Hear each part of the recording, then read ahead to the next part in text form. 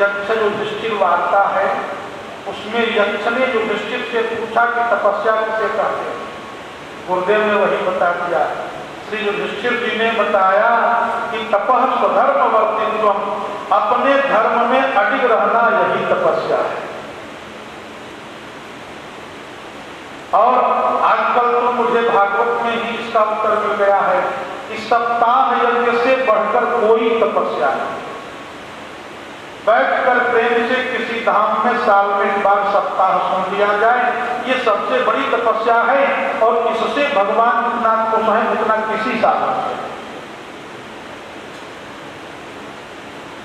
इसलिए भगवान करें, हम तो यही आशीर्वाद देंगे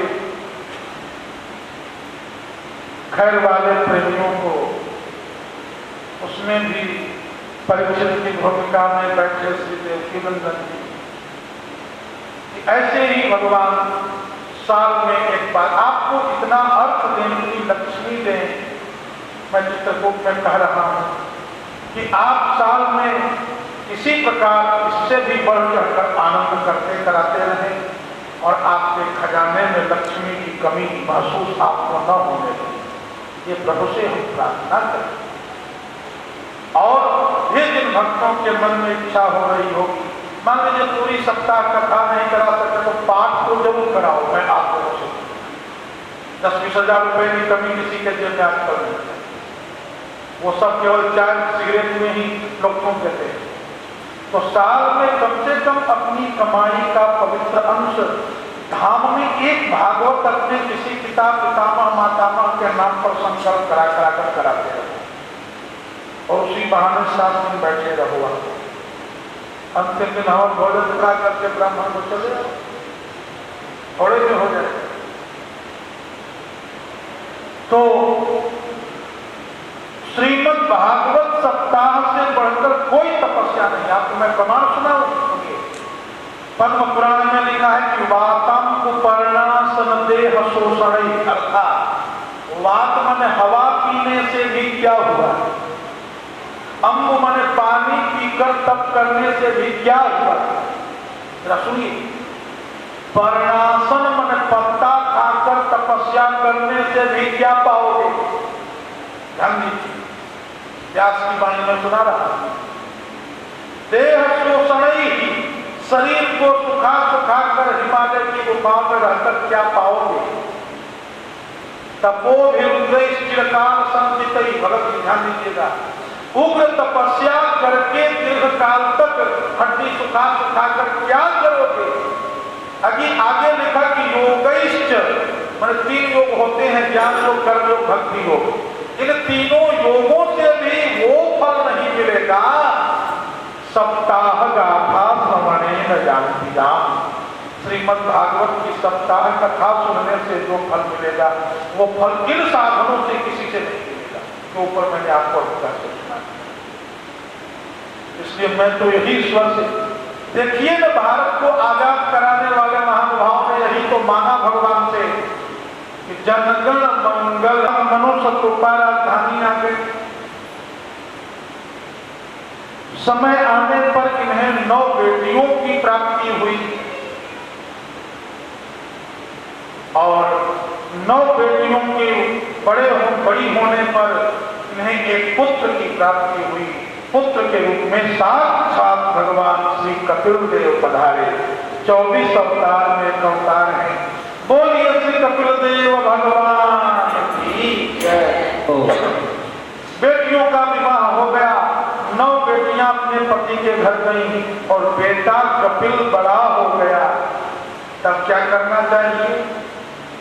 जब बेटियां ससुराल जाएं और पुत्र वधू घर में आ जाए तो लिखा है कि घर द्वार जरूर छोड़ करके वृंदावन अयोध्या में रहना चाहिए। श्री गर्दन जी घर छोड़ दिए, घर नहीं गए और धाम में आ गए। और यहां आकर के इन्होंने क्या किया, बोले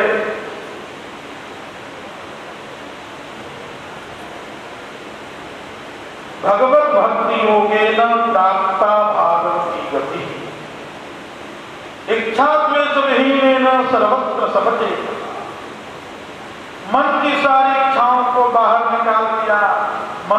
सकल वासना भागी, केवल राम चरण लय लागी। श्री अयोध्या जी में चलिए, सातों पुरियों में एक नंबर की पुरी है। चित्रकूट और मिथिला अयोध्या का ही अंग है। वहीं पर आप रहिए, वहीं पर भजन करिए। वैसे तो अनेक संस्थान हैं, लेकिन यदि कोई भजन करना चाहे तो दास आमंत्रित करता है सत्यम पीठ में ही, बनवारीपुरम में, जहाँ साल में एक बार हम श्री रामनवमी मनाते हैं। वहीं पर रह करके राम नाम भजिए। क्या करना है सोचो आप, भजन करिए। वहां से मन कभी हुए तो चलिए कथा में, हम सालों भर रहते हैं, कथा में आएंगे। फिर कथा के बाद वहां पहुंच जाइए। राम ही सुमिरिय गाइए, राम ही संतत सुनिए, राम राम। करदम जी ने ऐसा किया है मित्रों, इसलिए मैं बता रहा हूं। और मेरे गुरुदेव ने कहा कि सत्यम पीठ में क्या करोगे? मैंने कहा कि आप बताइए। तो महाराज जी किसने कुछ मांगी है कि जो वृद्ध हो जाए और घर में रहना उनके लिए कठिन हो, उनको यही रखना और यही भजन कराना होता है। ये गुरु की आज्ञा है आपको, इसलिए वो आश्रम लिया गया। बाकी मुझे कोई मठाधीश थोड़ा ही बनना था, न कोई मठाधीश बनना है न पीठाधीश बनना है। और हमको तो इतना दिव्य पीठ मिला हुआ है कि अब इससे बड़ी पीठ कोई है ही नहीं, तो अब हम क्या पीठाधीश? इसलिए आप सब कृपा करके जब मन करे कि राम नाम का भजन करना है, बेटे सयाने हो जाए, बहू चाबी संभालने लायक हो जाए माताओं, तो अयोध्या चलो। चित्रकूट है ही हो आप, अयोध्या जी में सत्यम पीठ है, वहीं बनवारीपुरम, वहीं राम नाम का भजन करो और सीधे प्रभु के धाम चले जाओ। ये वो रूप है जहाँ जो दुख और सुख दोनों को सहे, जो जीवों पर करुणा करे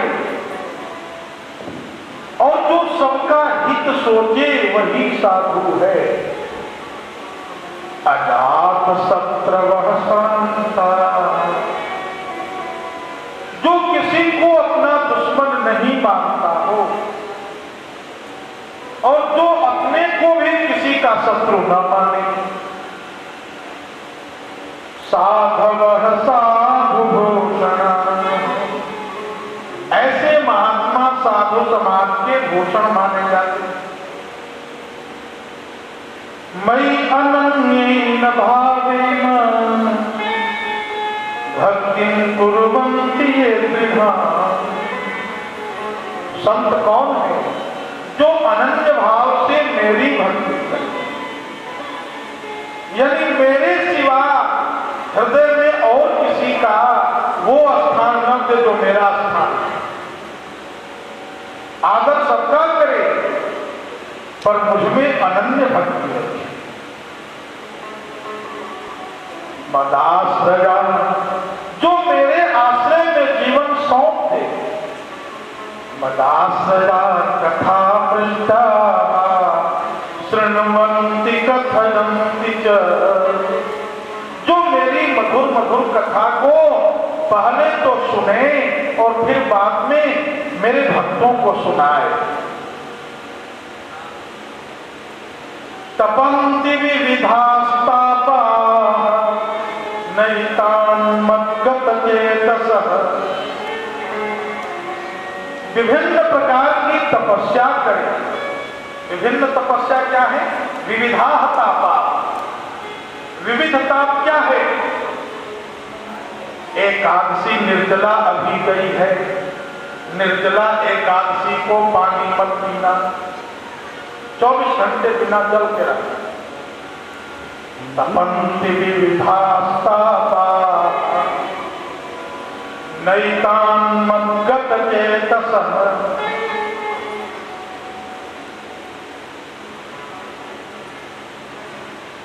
धामों में आने के बाद सुविधा थोड़ी कम भी मिले तो भी उस पर ध्यान मत देना।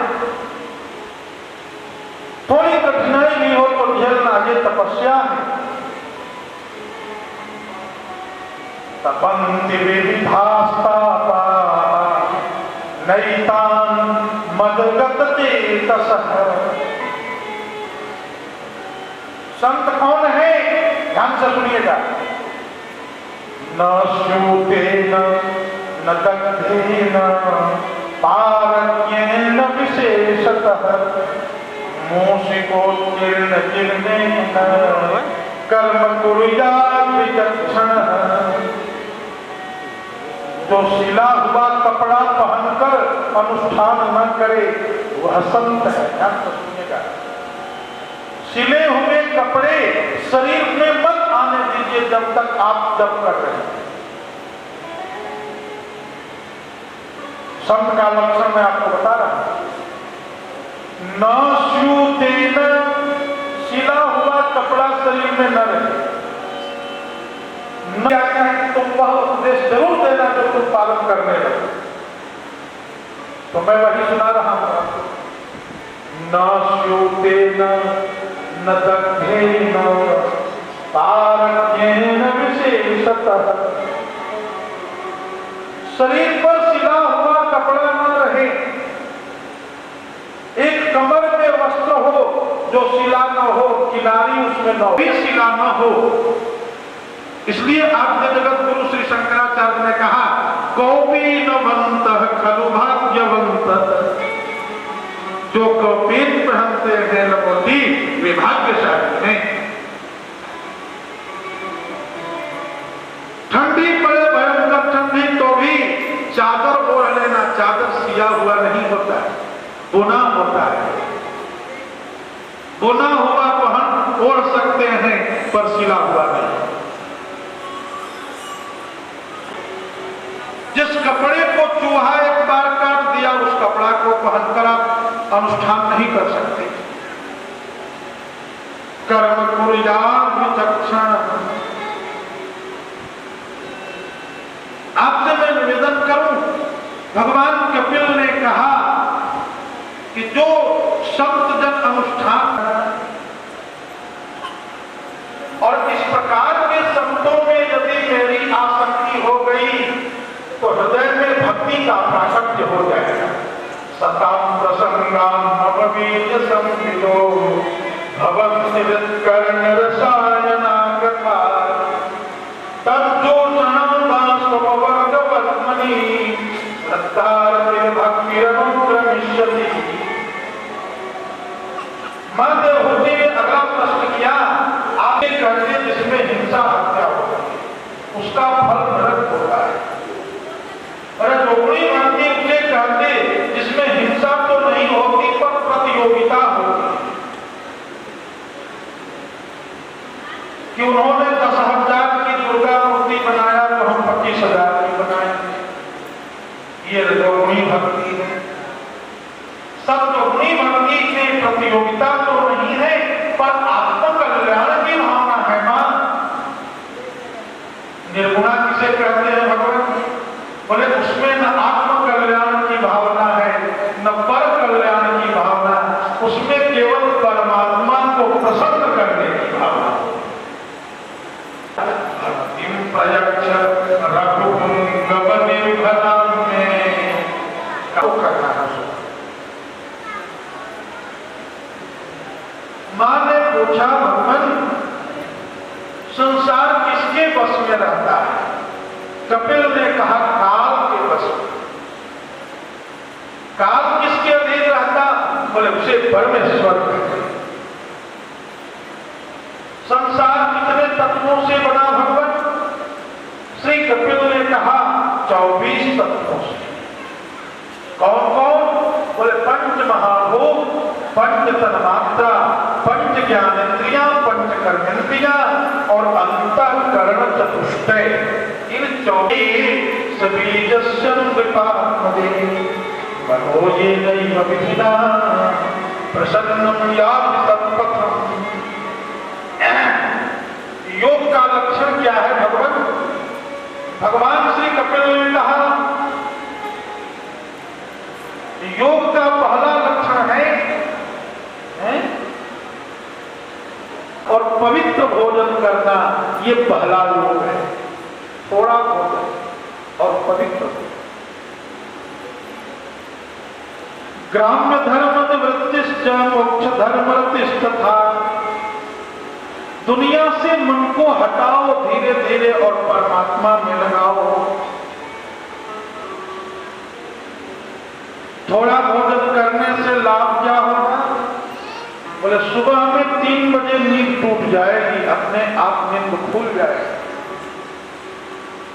जगने के बाद सौदात्मन स्नान करके बैठ जाए।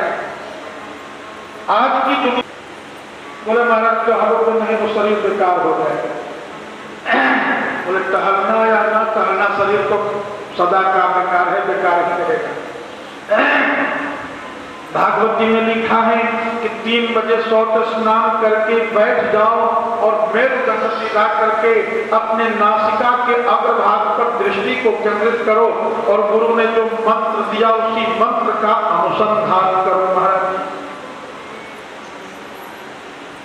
संचित भगवतश्चरणारविंदम वज्रांकुशध्वज सरोरुहलांछनाट्यम उत्तुंगरक्तविलसन्नकुटक्रभान योत्साभिराहतमहभृदनाथका। ये भी है रामायण में मुखारबिंद से नीचे की ओर शरद मयंक बदन छवि सीमा चार कपोल सुभद्रव सीमा। आज ठाकुर जी के ध्यान का वर्णन कर रहे हैं भगवान कपिल। श्री चरण कमलों से मस्तक तक का ध्यान है, मुकुट तक का। प्रभु के चरण कमल रक्त वर्ण के हैं, लाल लाल। आगे नथमणि चंद्रिका उज्ज्वल वर्ण की है। उसके ऊपर पाद पीठ सांवला है। उसके ऊपर पीतांबर धोती की किनारी लहरा रही है। कमर में पीतांबर की धोती है और उसके ऊपर भेंट कसे हुए हैं और पीतांबर के ऊपर थोड़ा नाभि, गोल मटोल गंभीर नाभि है श्याम सुंदर। या राम जी की दोनों एक ही, दोनों का स्वरूप एक ही जैसा है। जी में गोल मटोल लहर उठ रही हो, आवर्त ऐसी ही प्रभु की नाभि है। पूज्य मेरे गुरुदेव भगवान ने लिखा, नाभि रुचिर गंभीर मन भंवर करे। और उसके ऊपर क्या है? बोले पूर्ण कौस्तुभ श्री वत्स बदल है। ऊपर भगवान का वक्षस्थल है, उस पर श्री वत्स की रेखा है, श्री विभो जी के चरण चिन्ह है। उसमें वैजयंती माला है, पुष्पमयी वैजयंती और रत्नमयी वैजयंती। उसके ऊपर प्रभु की ठोड़ी है, उसके ऊपर ओठ है लाल लाल, नीचे के ओठ। भागवत सुनने के लिए इसीलिए कहा गया कि सुनते सुनते करने का मन करने लग जाता है। श्री किशोरी जी अपने गोद में प्रभु के चरणों को लेकर प्रभु को लेटा दी हैं सिंहासन पर कि आप लेटो प्रियतम और आपके चरणों को मैं सहलाऊंगी। प्रिया को सहला रही हैं। ऐसा ध्यान नित्य करे। इसके पश्चात भगवान के कानों में 2 कुंडल चमक रहे हैं और ये कुंडल ऐसे लगते हैं मानो प्रातःकालीन सूर्य उदय हो रहा हो और प्रभु का कपोल प्राची का प्रांगण जैसा लग रहा है। ऐसा ध्यान करें महाराज। इसके बाद में भगवान के हाथों में अंगुलियां हैं, अंगुलियों में मुद्रिका पहने हैं और किशोर है नवल किशोर ठाकुर एक ही माला दोनों पहने हैं। प्रिया प्रियतम बड़ी सुंदर छटा हो रही है। ऐसा नित्य ध्यान करे। ऐसा ध्यान करने वाला भक्त शरीर से निकलकर सीधे प्रभु के चरणों में पहुंचता है और जो ये सब नहीं करे उसको काल भगवान नरक में भेज देते हैं। नरक में जाकर नाना प्रकार की यातना भोगने लगता है।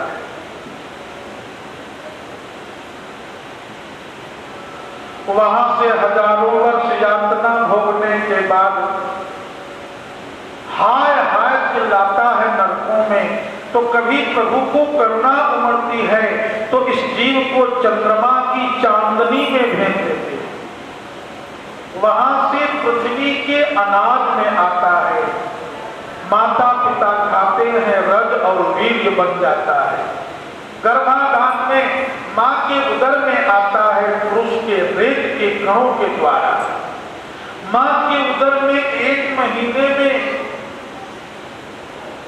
सिर के चिन्ह निकल जाते हैं, हाथ पैर के चिन्ह निकल जाते हैं। कल बड़े महाराज जी का एक भजन आ गया है, सुना दो। भजन श्री गोरेदाऊ जी वाले महाराज जी का, महाराज गुरुजनों के भजन में ही भागवत है और भागवत में उनका भजन है। गर्भ में करार किया था कि मैं आपका भजन करूंगा, लेकिन यहाँ आने के बाद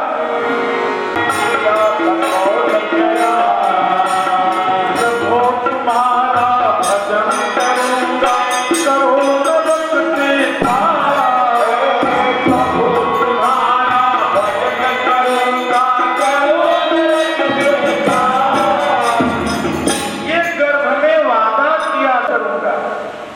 लेकिन यहाँ आने के बाद वादा भूलो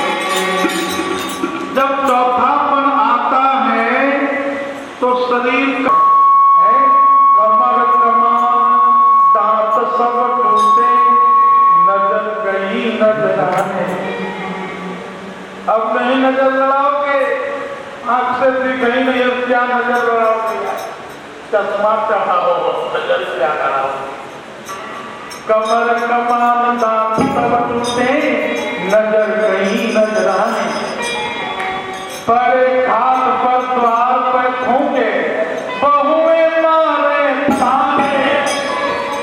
बहुएं कहती हैं तो कब मरेगा, कमरा खाली हो जाए कि कब तक मरी है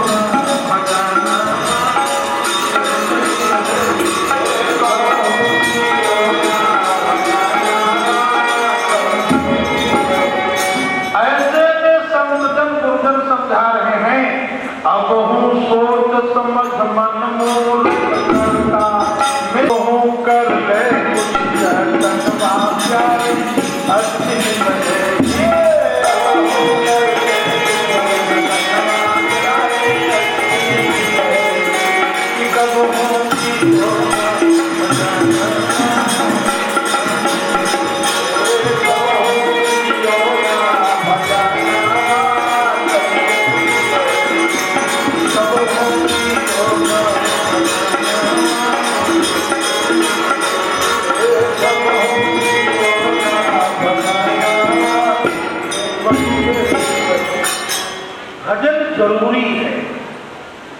गुरुदेव कहते थे प्रवचनों में कि लोग कहते हैं कि भजन की क्या जरूरत है, तो पूछा कि ये नहीं पूछते हो कि भोजन की क्या जरूरत है, भोजन क्यों करते हो? बोले बिनु भोजन पानी बिना उदर मचावे क्रांति। इसमें 8 बजे बाल भोग न डालो तो 12 बजे तक चूहे कूदने लगते हैं, आग जलने लगती है। बिनु पानी भोजन बिना उदर मचावे क्रांति, ऐसे ही बिना भजन सत्संग के मिले न मन को। सायंकाल बैठा आपसे मैं निवेदन करूं, भगवान कपिल ने कहा कि जो भजन करते हैं वो भगवान के धाम जाते, जो नहीं करते नरकों में चले जाते। लोग कहते हैं कि स्वर्ग नरक है कि नहीं है, भागवत में लिखा है स्वर्गो नरक अत्रैव इतिमावतः प्रत्यक्षते। मां स्वर्ग नरक यहां भी है, मरने के बाद तो है ही वहां। यहाँ स्वर्ग क्या है और यहाँ नरक क्या है? नरक देखना हो तो हॉस्पिटल में चले जाओ। किसी का मुंह टूट गया, किसी के हाथ टूट गए हैं, किसी का मस्तक टूट गया, कोई स्ट्रक्चर पर लाद के जा रहा है, कोई निकल रहा है, किसी के हाथ पांव लटका दिए गए। उस दशा में आप भी हम भी कभी जा सकते हैं यदि मनमानी करेंगे। 4 वेद 6 शास्त्र में बात मिली है तो दुख दीन है दुख होता है, सुख दीन है सुख हो। इसलिए कुकर्म का फल नरक बताया गया है और सत्कर्म का फल स्वर्ग, और शुभ अशुभ कर्मों से मुक्तात्मा जो है उनके लिए धाम में गति बताई है। माता देवहूति ने जब इन उपदेशों को सुना तो उनके मोह की चादर फट गई और भगवान का स्तवन किया। भगवान यहाँ से विदा हुए। श्री कपिल देव भगवान यहाँ से जाकर गंगा सागर में बैठकर आज तक हमारे आपके हित के लिए भजन कर रहे हैं।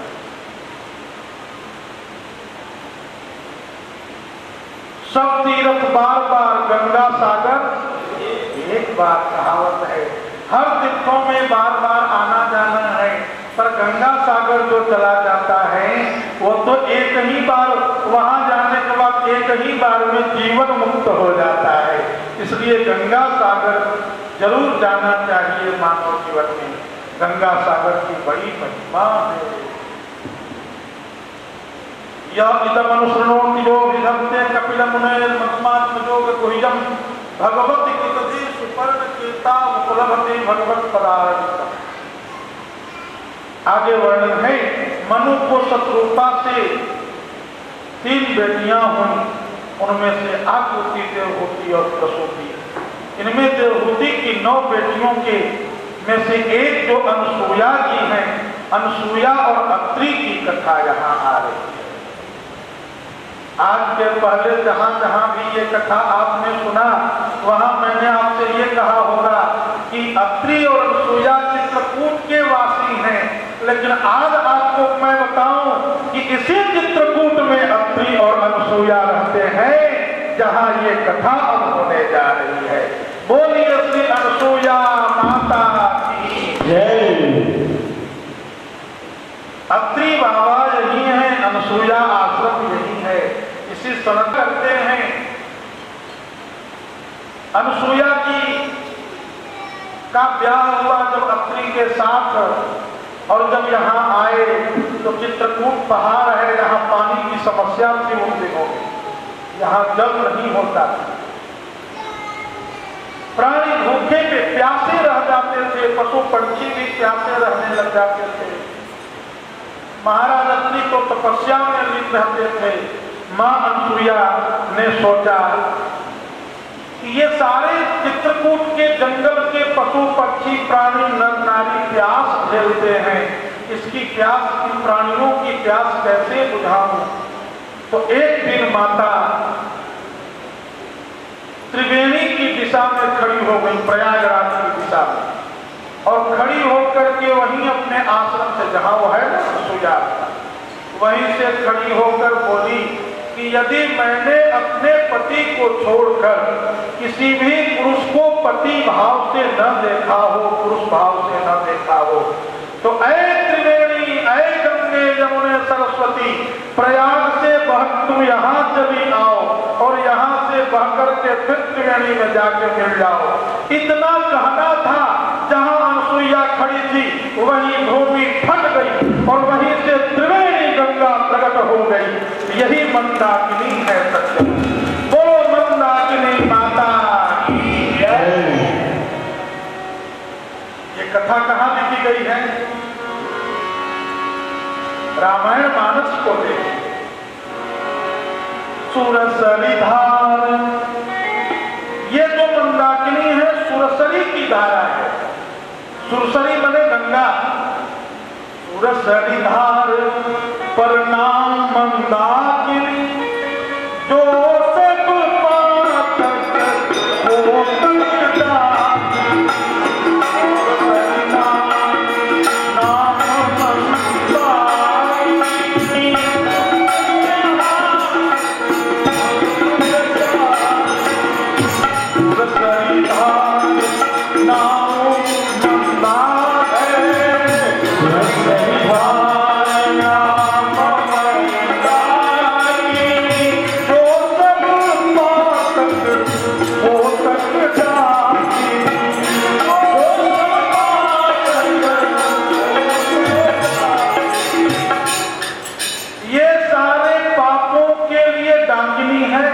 मंदाकिनी माता, मंदाकिनी के पास जाओ तो पाप भागते हैं वहां से।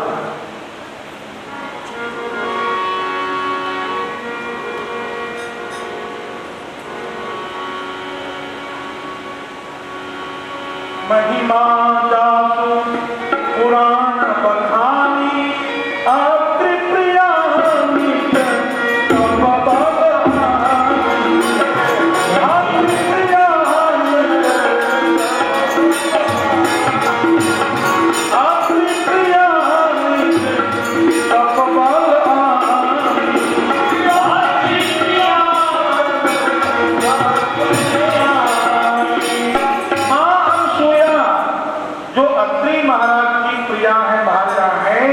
इन्होंने अपने तपोबल से इनको यहां उतारा। ऐसी मां अनसुईया की गजब का पातिव्रत्य है। मां अनसुईया यहां तपस्विनी है, परम साध्वी। भगवान अत्रि यहां तपस्या कर, इसलिए जब यहां भगवान आए तो मंदाकिनी जी में तीनों समय नहाने लगे। पावन पर तिहु काल नहाई, तीनों समय में स्नान करते, सुबह दोपहर शाम। और यहाँ आनंद कंद प्रभु आनंद करते।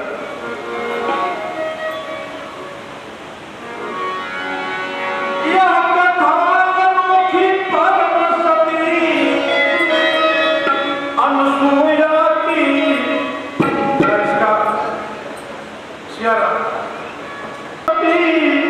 अनसुईया की अति प्यारी,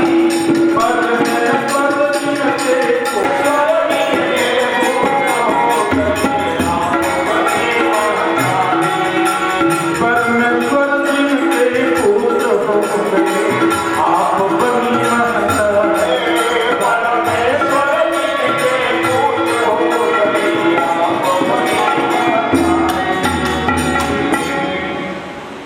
कैसे पुत्र बने?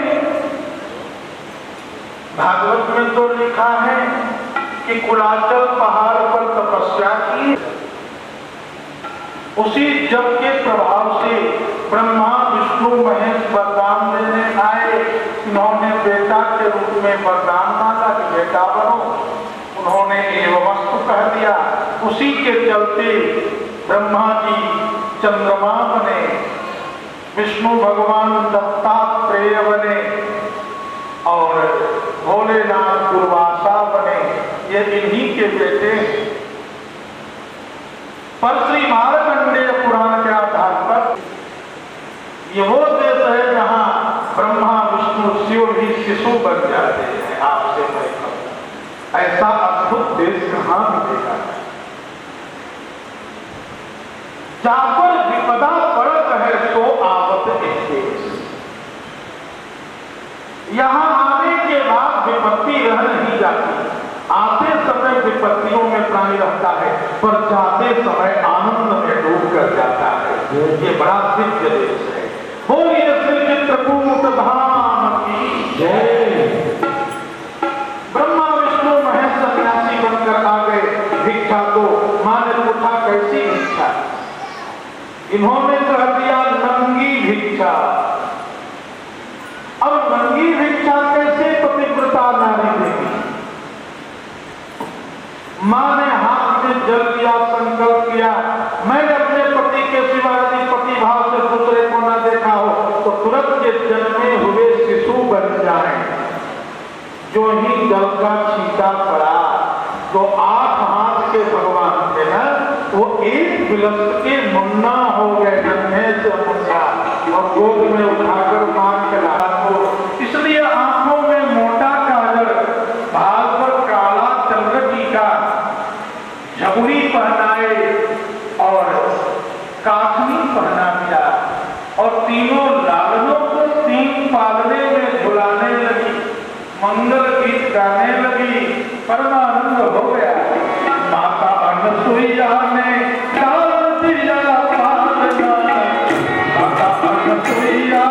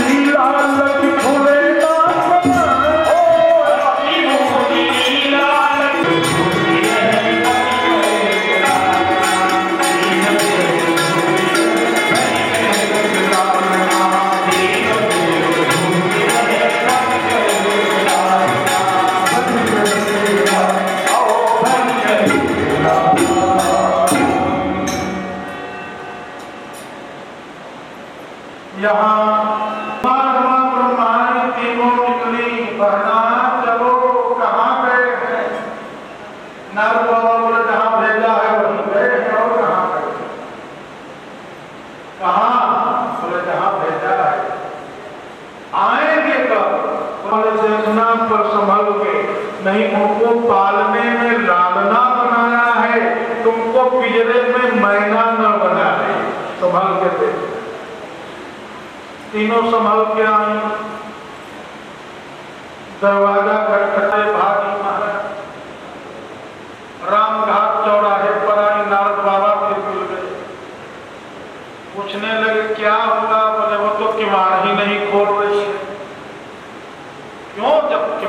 खटखटाया, पूछा मैया ने तो क्या कहा? बोले कहा कि वैकुंठ की स्वामी। नारद बाबा बोले ऐसे कहो कि तो जिंदगी में कभी किवाड़ नहीं खुले। तो कैसे बोले? बोले बोलना गुरु जी से सीखो, हमसे सीखो तब न समझ जाए। अब पूछे मैया कि कौन? तो ये न कहना कि स्वामिनी अधिष्ठात्री, कहना कि आपकी बहुएं। अरे जब तुम्हारे पति को दूध पिला दिया तो तुम तो रजिस्टर्ड बहू बन गई उसकी। अच्छा बात, ये तो भी पालने में झूल रहे हैं, बहुआ हुआ न पापड़ी गर्द बहुआ। गर्भ की कोई चर्चा नहीं, बेटा तुमने पैदा कर लिए, वो भी एक नहीं, दो नहीं, तीन तीन। अच्छा चलो सास बहू के बीच में मुझे बूढ़े का क्या काम, मैं चला भजन ध्यान में, तुम लोग अपना आश्रम संभालो। अत्रि बाबा ध्यान में आ गए और अनसुईया माँ तीनों के साथ आश्रम में रहने लगी। 4-6 महीने बीत गए तो एक दिन तीनों महारानियां हिरकियों में रोने लगी। मैया ने पूछा क्यों रो रही हो, यहाँ कोई खाने पीने की कमी है? बोले नहीं माता, और तो कमी नहीं, पर हमारे पतिदेव आए थे यहाँ आएंगे तो वहां संगम चौराहे पर नारद बीना बजाते मिलेंगे और कहेंगे देख लो दुनिया वालों, वर वधू की जोड़ी तो तुमने बहुत देखी होगी, पर ऐसी जोड़ी जो 8-8 हाथ की बहू रानी और 1.5 बिता के दुल्हा जी को गोद में लिए चली जा रही है, ऐसी जोड़ी पहली बार आप देख रहे हो। इसलिए माता अब इनको पहले जैसा बना दो। तब मैया ने संकल्प किया और तीनों पहले की तरह प्रकट हो गए राजन, और बोले कि मां वरदान मांगो। मैया ने कहा कि अभी तो परीक्षा लेने के लिए आप आए थे तो बेटा बने, अब विधिवत मेरी कोख से जन्म लो। ये परीक्षित तीनों प्रभु ने एवमस्तु कह दिया और उसी आशीर्वाद के कारण दत्तम दुर्वासम सोमम आत्मी सब्रह्म संभव। श्री मनु जी की तीसरी पुत्री हुई, उनका नाम प्रसूति है। ये दक्ष प्रजापति से ब्याही गई। इनको 16 कन्याएं हुई, इनमें से 13 का विवाह धर्म से हुआ।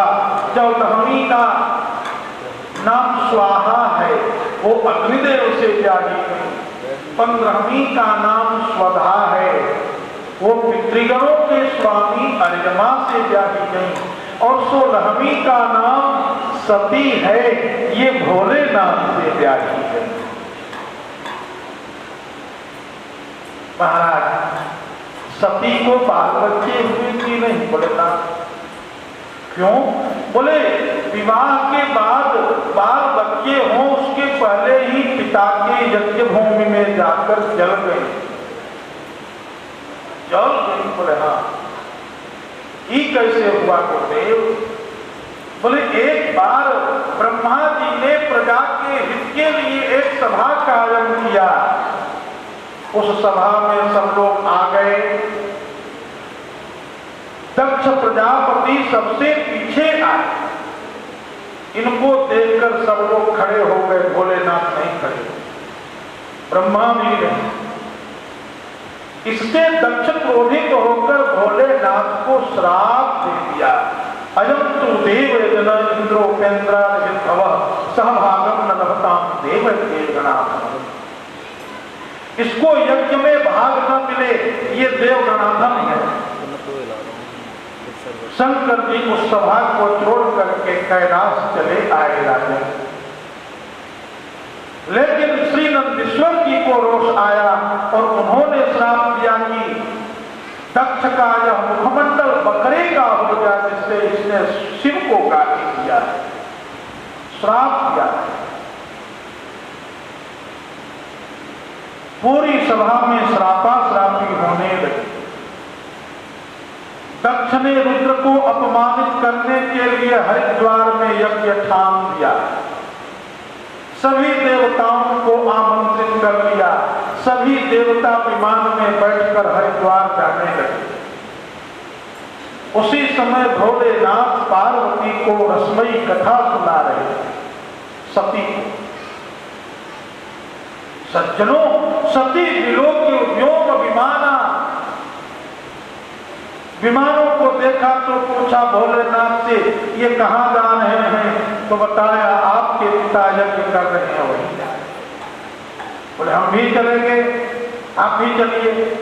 श्री महादेव जी ने कहा हमें आमंत्रण नहीं है, इसलिए हम नहीं जाएंगे। सती ने कहा अनाहुता अप्यभिजन्ति बंधुषु भर्तुर पुरोते हस्तकेतनम, बिना बुलाए भी पिता के घर, गुरु के घर, भगवान के घर जाना चाहिए। महादेव ने कहा पिता के घर महोत्सव हो, वो ससुराल में रहे, हम नहीं रह सकते, हम चली जाए। महादेव जी ने नंदीश्वर पर बिठा दिया राजन, और इनके सारे क्रीड़ा के उपकरणों को इनके साथ लगा दिया। वृषेंद्र सती पति की आज्ञा का अवहेलन कर, उल्लंघन कर अपने पिता के घर आती हैं। सादर मिली भली माता, भगनी मिली बहुत मुस्काता। यज्ञ भूमि में जब गई तो दक्ष ने इन्हें देख करके उसका इनको गाली देना शुरू किया, और उसी क्रम में भोलेनाथ को भी बुरा भला कर दिया। सती ने कहा है ये मैं क्या सुन रही हूं? यज्ञक्षरम नाम गिरेतम प्रणाम सकल प्रसंगा धर्मा सुहम तत् अहो भगवान विष्णु शिवम शिवेतर। जिन भोलेनाथ का 2 अक्षर का नाम प्राणी के सारे पापों को नष्ट कर देता है, ऐसे मेरे प्राणेश्वर को तुम गाली दे रहे हो पिता होकर भी। अतस्तव उत्पन्न निदम कलेवरम दधारयस्य श्रीकंठगर्हिणम, अतः तुम्हारे शरीर से उत्पन्न इस शरीर को धारण नहीं करना है। सती ने ऐसा कहकर जगत नटा परम जगत गुरु भगवान विश्वनाथ का चिंतन करती हुई और काव्यस्वलीलाधारणम अपने वाम पाद के अंगुष्ठ से योगाग्नि प्रकट कर लेती है, और उसी योगाग्नि में जल करके शरीर को भस्म करती। हे परीक्षित, यह समाचार श्री नारद जी ने जाकर भोलेनाथ को सुनाया। रोष में आकर विश्वनाथ ने जटा तोड़कर पटक दी। वीरभद्र प्रकट हो गए, हाथ जोड़कर पूछा क्या करूं? महादेव ने कहा कच्छम सत्यम जहिमंथटानाम समग्रणी रुद्रभटांशकों में दक्ष को यज्ञ समेत विध्वंस कर डालोगा। वीरभद्र हजारों रुद्रगणों को लेकर चले और आकर के जाकर के भोज नाले के रायता को 2-4 धूप पूरा ट्राम का ट्राम की गए महाराज। पीने के बाद लघु शंका लगी, जाकर के हवन कुंड में ही सब कर दिए महाराज। बांस को तोड़ फोड़ दिया, यज्ञ मंडप को उजाड़ दिया। दक्ष के मस्तक मरोड़कर कुंड में स्वाहा, भृगु की दाढ़ी तोड़कर कुंड में स्वाहा, पूषा के दांत तोड़कर कुंड में स्वाहा कर। अब किसकी हिम्मत जो यज्ञ करे? भोलेनाथ कैलाश में उदासीन होकर बैठे। इसी समय ब्रह्मा देवता आए, भोलेनाथ की स्तुति की और बोले प्रभु यजमान जीवित हो जाए, यज्ञ पूर्ण हो जाए। भोलेनाथ ने कहा ठीक है, ऐसा ही हो। दक्ष के मस्तक पर बकरी का मस्तक लगाया गया राजन, भृगु की दाढ़ी में बकरी की दाढ़ी, और पूषा देवता को पुष्टांत की व्यवस्था की गई। और इस प्रकार से जब मंत्रोच्चारण होने लगा तो महादेव जी प्रसन्न हो गए, और महादेव प्रसन्न हुए तो भगवान नारायण प्रसन्न होकर प्रकट हो गए। सज्जनों, अब दक्षों जिसे नहीं देखते हैं उनके पुण्य नष्ट हो जाते हैं।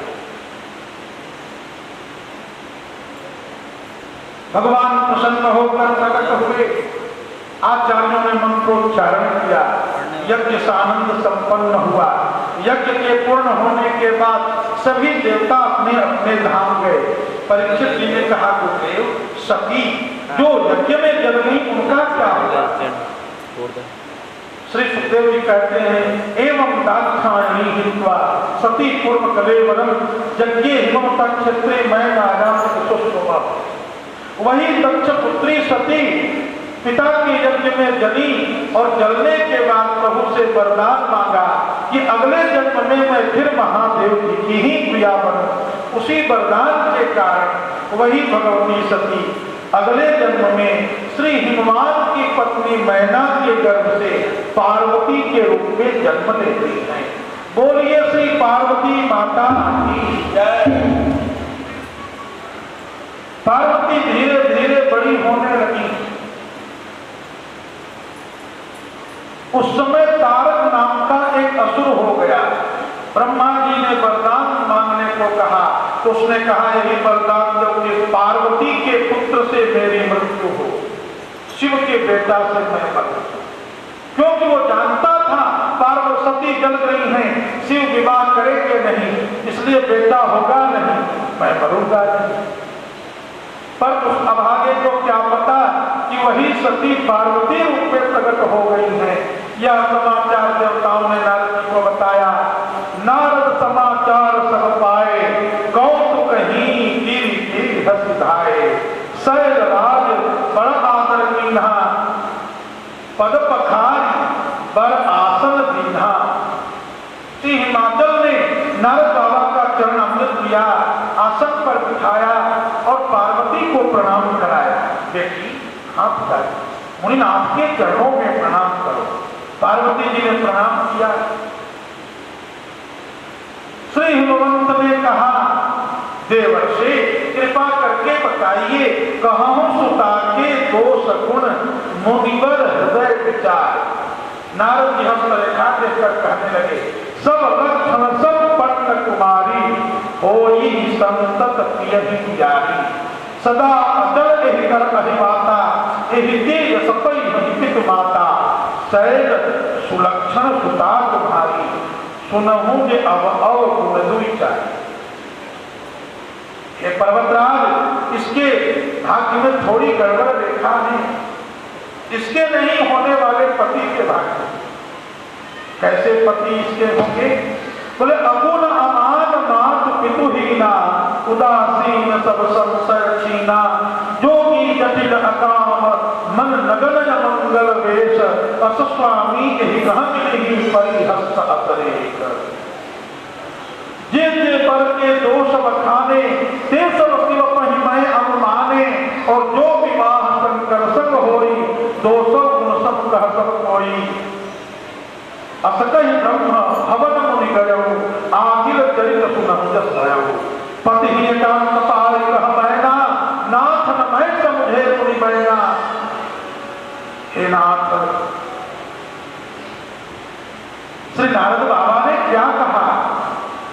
जो घर बर कुल होई अनुपा, तो करिय विवाह सुता अनुरूपा। न तो कन्या बरु रहव कुमारी, कंस माम प्राण प्यारी। मेरी बेटी पार्वती मुझे बहुत प्रिय है प्राणेश्वर, इसलिए इसका पति जब इसके अनुकूल हो तब ब्याह होगा, अन्यथा ब्याह नहीं होगा। पार्वती की सहेली